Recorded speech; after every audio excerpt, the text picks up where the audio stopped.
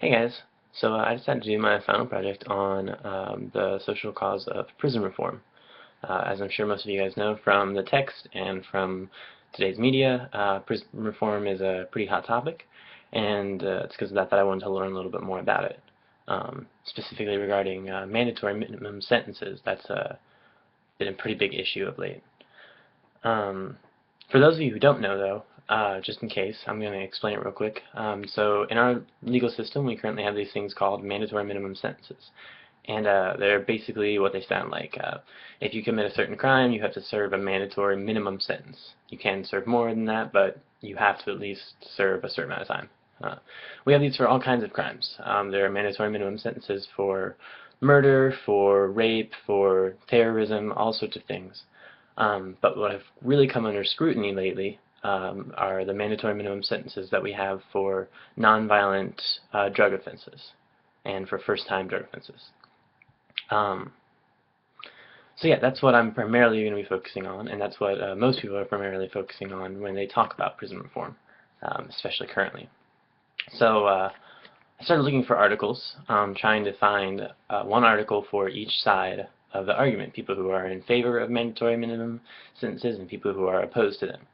And when I was searching through professional articles, interestingly enough, I could not find a single article that was wholly in favor of our current system of mandatory minimum sentences. Not a single one, and that was after hours of searching through JSTOR and such. Um, so I think that's pretty telling right there, but trying to see both sides, I did find an article that spends quite a bit of time talking about the typical views of people who are in favor of mandatory minimum sentences and why they believe that. So I went ahead and used that for my second article to try and get both perspectives in and figure out where I stand and how to best argue my side.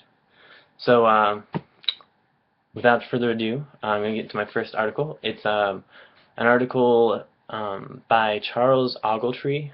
Charles Ogletree is a highly respected professor of law at Harvard Law School. And he's specifically focusing on the discriminatory impacts of mandatory minimum sentences in the U.S.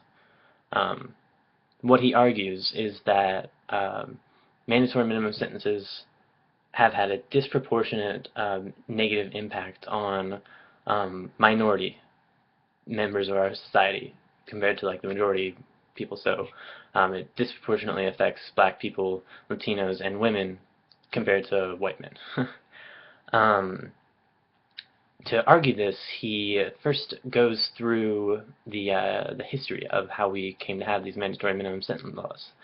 And the ones that we have involving drug offenses are actually relatively new in our legal system. They've only been around since the 1980s. And they started because in the 1970s, people were becoming more and more scrutinous of different people receiving different sentences, vastly different sentences for committing the same crime, depending on where they were arrested and what judge sentenced them, basically. So people were like, oh gosh, we have all these people, and they were mostly concerned about judges not giving out strict enough. They were not giving out strict enough sentences. They were concerned with judges who were being way too lenient. And so in 1984, the Congress enacted the Sentencing Reform Act, which created the U.S. Sentencing Commission. And their job is basically to look over all different cases and figure out a way to make it so that everyone is punished uniformly and justly. So this period was, when this happened in 1984, this was a very tough on crime period in the Reagan administration.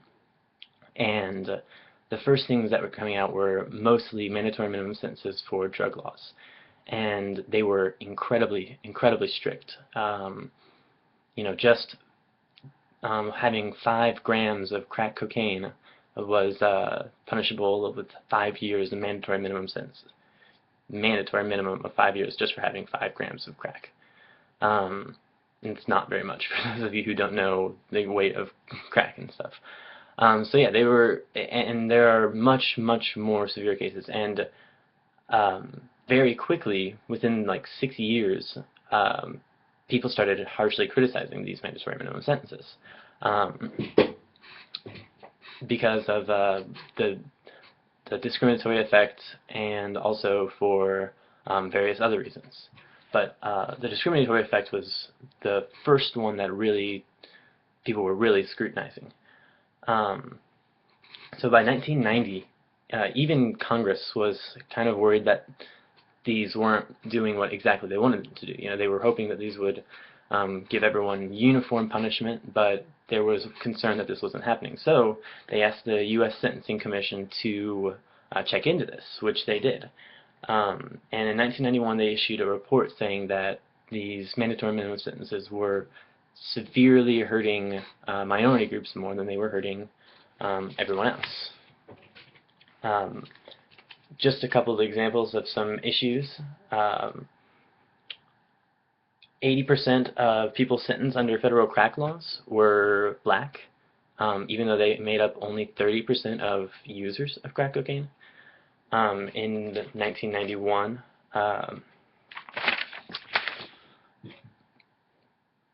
let's see, the difference between 1992 and 1993 for prison sentences, the difference between what blacks and whites would get for the same crime grew by 77%, so their sentences would be 77% longer than for their white counterparts that committed the same crime.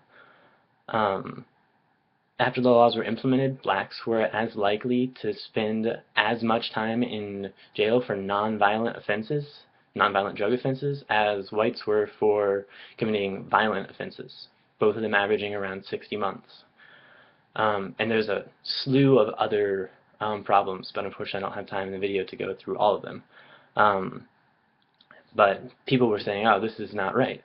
Well, for years and years in a row, Congress just kind of ignored these studies. They said, oh, well, these sentences are right. Well, more and more resistance came. More and more people decided it was not the right way to go, but they started attacking it from a different way. They started saying that it was unconstitutional. And the way that it worked was it gave far too much power to prosecutors compared to judges. The existence of these mandatory minimum sentences allowed prosecutors to threaten people who were being charged with the mandatory minimum sentence for the crime of 20 or 30 years, but then say, well, if you plead guilty, we'll just knock it down to 5 years. So it turns out that in 2002, 97% of federal drug cases, that's 97% of the 25,361, 97%, so that's like 24,000 people plead guilty as opposed to going to trial.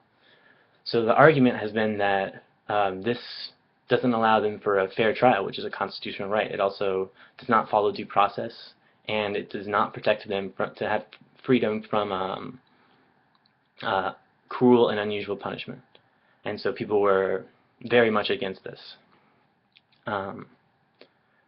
Just to give you a few examples of how people have been hurt by this, currently there is a man in prison who was arrested for possession of 3 ounces of methamphetamine.